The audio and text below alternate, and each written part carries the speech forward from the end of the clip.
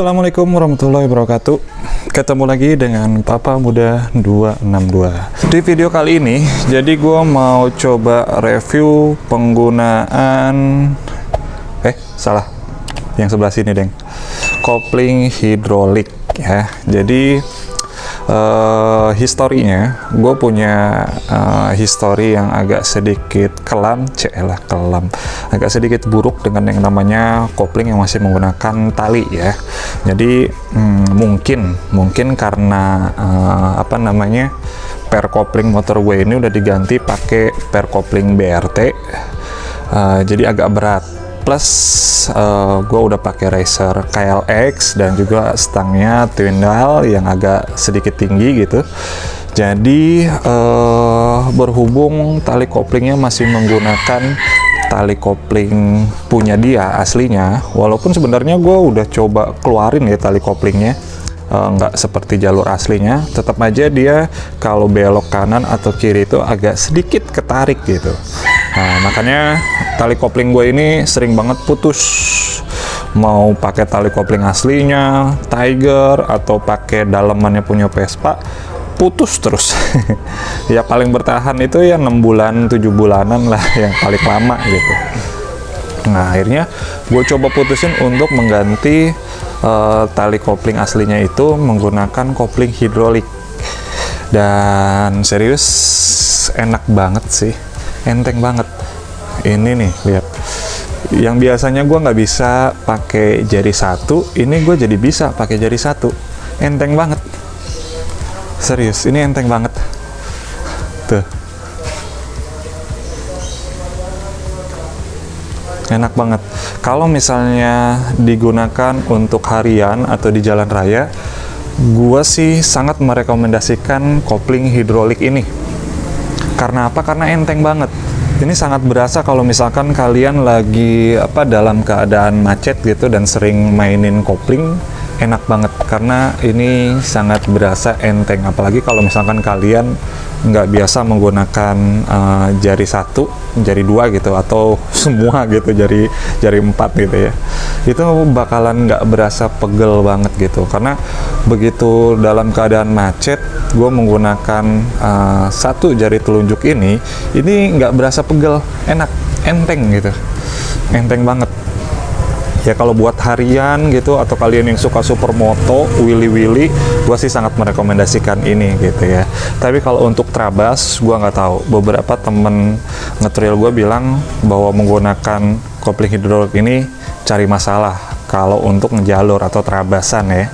Karena kalau once dia trouble gitu ya, penanganannya agak sedikit ribet sih memang, nggak seperti yang menggunakan tali kopling biasa gitu ya. Kita bisa nyari ke bengkel-bengkel kecil, isi tali koplingnya menggunakan tali kopling Vespa, paling juga 5.000 atau 10.000 gitu ya, akan bener lagi. Tapi kalau misalkan kopling hidrolik kayak gini ya, kalau udah bocor terusnya tuh misalnya ada patah gitu di master remnya, retak gitu, atau di stud barnya yang di bawahnya sini ini bermasalah, ya sudah, wassalam tuh ya.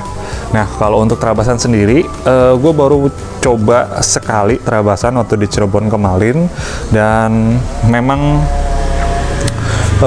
gue akuin mantep banget sih. Gue akuin enak banget gitu. Pas dipakai terabasan, gue pakai jari satu, itu luar biasa enak. Cuma memang feel-nya agak sedikit beda, nggak seperti yang kopling menggunakan tali kopling gitu ya. Kalau menggunakan tali kopling itu seperti ada istilah kopling setengah, full gitu ya. Tapi kalau misalkan kita menggunakan kopling hidrolik ini kayak nggak ada istilah kopling setengah atau kopling full ya. Kalau dilepas itu ya kayaknya itu berasa memang dilepas full gitu aja, ngagetin. Makanya waktu di Cirebon kemarin, gue agak sedikit jengat-jengat gitu, sampai gue beberapa kali jatuh karena memang masih menyesuaikan penggunaan koplingnya gitu, feel-nya ya. Nah, itu impresi dari gue. Oke, kita mulai dari bagian atasnya dulu. Kopling hidrolik ini master remnya ini gue menggunakan master rem punya NMAX, asli NMAX ya. Dia gue beli secara low spec, dalam artian dia nggak berikut dengan kardus-kardusnya, jadi dia hanya unitnya aja gitu, hanya barangnya aja. Nah, di dalam kelengkapan pembeliannya sendiri, dia mendapatkan master rem, terusnya tuh handle punya NMAX aslinya, bukan yang ini, sama apa ya? Udah ya. Jadi kalau misalkan yang master rem NMAX ini, dia ada soketnya juga nih. Nah, ini kita bisa gunakan untuk kopling. Kalau yang ini kan dia soket untuk apa namanya, kalau di NMAX-nya untuk rem ya, kita bisa gunakan untuk koplingnya ya. Jadi masih berfungsi seperti aslinya gitu ya. Nah, ini gue beli harganya itu lupa, kalau nggak salah ini Rp180.000 ya, yang asli NMAX tapi low spec. Kalau yang non orinya banyak, memang harganya itu kisaran dari 80.000 sampai 120.000 gitu ya. 80.000 pun itu udah dapat sepasang kanan kiri ya, jadi kiri dan kanan itu dapat, tapi itu yang non ori. Kalau untuk master rem, gue agak sedikit worry kalau nggak menggunakan part yang asli. Jadi gue cari yang aslinya. Ini harganya 180.000. Dia sudah lengkap, ada soketnya, terus handle koplingnya yang sebelah kiri. Untuk baut master remnya sendiri itu gue beli terpisah ya, dia nggak dapet. Ini harganya 10 ribuan kalau nggak salah ya, 5.000 atau 10 ribuan gitu, soalnya bengkel yang beliin. Lalu untuk selangnya sendiri, ini begonya gue beli yang kepanjangan, ini 130 cm. Di bawah juga udah gue lilit-lilitin supaya nggak terlalu panjang, tapi tetap aja jatuhnya kepanjangan. Seharusnya pakai yang 100 cm atau ya 120 cm amannya, itu sudah sangat cukup gitu ya. Ini gue 130 cm kepanjangan. Gue beli ini mereknya nih, kelihatan kayak TDR, ini T-nya kehapus. TDR ini yang black carbon, harganya itu Rp160.000 yang 130 cm, yang lebih pendek, dan yang corak apa namanya, selang remnya ini berbeda, ada yang lebih murah gitu, kalau nggak salah 150, 120 gitu ya. Itu sesuai selera kalian aja, harganya itu Rp160.000 ya. Lalu untuk di bagian bawahnya, gue menggunakan stud bar dari RCB asli. Ini harganya Rp480.000. Nah, di dalam pembeliannya, paketnya itu hanya berupa stud barnya, terusnya tuh baut-bautnya. Ini baut selang rem atasnya ini nih, ini sudah include di dalam pembeliannya. Terusnya tuh ada besi drat untuk penghubung dari kopling ke studnya. Nah, ini besinya ini, dratnya ini dia ada dua di dalam pembeliannya, ada yang versi panjang, ada yang versi pendeknya. Kalau yang versi pendek nggak bisa terpasang di sini, terlalu pendek gitu, jadi ini ketarik ya kalau misalkan pakai yang pendeknya. Akhirnya gue pakai yang panjang, cuma kepanjangan juga gitu. Akhirnya ya gue potong sedikit, menyesuaikan biar lebih enak. Nah, lalu baut ininya pun dia sudah bukan, baut ini tuh baut aslinya yang gue pakai. Nah, kalau misalkan dipasang hanya dua baut ini, stud barnya dia goyang. Makanya ini gue tambahin satu baut lagi biar dia jejeg, biar dia diem, nggak goyang-goyang. Nah, yang ini enak, nggak goyang. Ini RCB, harganya gue beli Rp480.000 ya. Jadi kalau misalkan kalian mau pasang kopling hidrolik, ya sebenarnya masih banyak sih merek-merek yang lumayan bagus gitu. Tapi berdasarkan review teman-teman YouTuber yang lainnya, kopling hidrolik atau stud bar yang punya RCB ini sangat rekomen karena empuk dan awet juga katanya.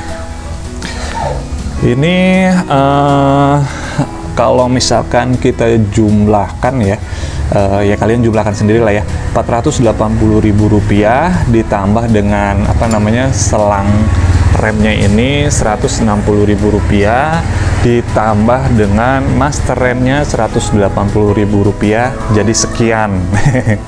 Kalian silakan jumlahkan sendiri. Nah, kalau misalkan handle-nya sendiri kok punya NMAX ada mereknya RCB, bukan, ini gue beli lagi. Jadi kalau handle aslinya yang NMAX itu nggak ada setelannya, buat gue terlalu pendek karena memang tangan gue ini agak sedikit panjang gitu ya, jadi nggak ada setelannya, buat gue terlalu pendek. Akhirnya gue ganti lagi handle-nya dan gue beli biar selaras, mereknya ini punya RCB untuk NMAX ya.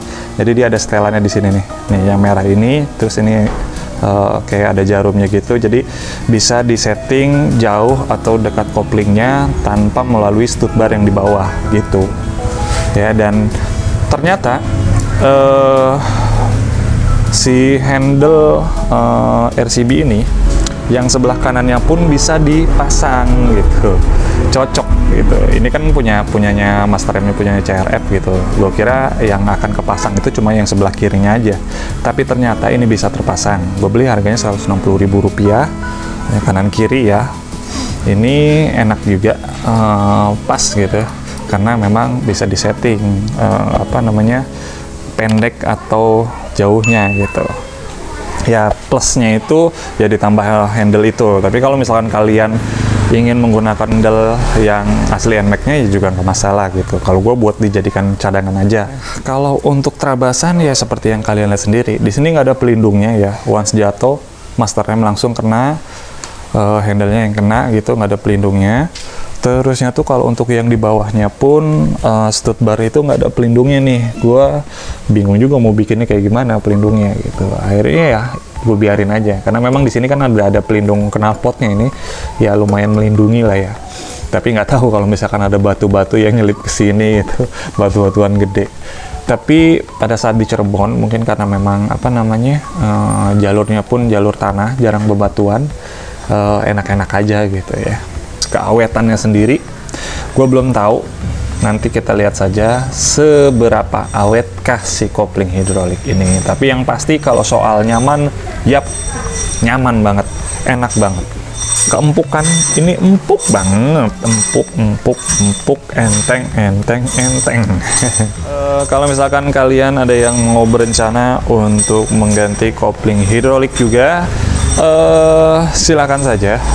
Pemasangannya cukup mudah sebenarnya ya. Kalau misalkan kalian nggak mau rempong, tinggal bawa aja ke bengkel gitu ya. Semua peralatannya tinggal kalian modalin beli oli remnya ya. Gue pakai oli remnya itu DOT 3. Kenapa nggak DOT 4? Gue nggak tahu, orang disuruh bengkelnya pakai DOT 3 aja biar aman katanya. Ya udah, akhirnya dibelikan sama mereka yang DOT 3 dipasang. Yang pemasangannya murah sih sebenarnya.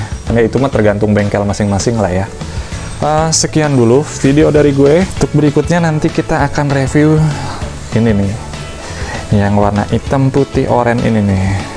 Oke guys, sampai ketemu lagi. Salam gaspol, salam terabas. Jangan lupa untuk ngetril sampai tua.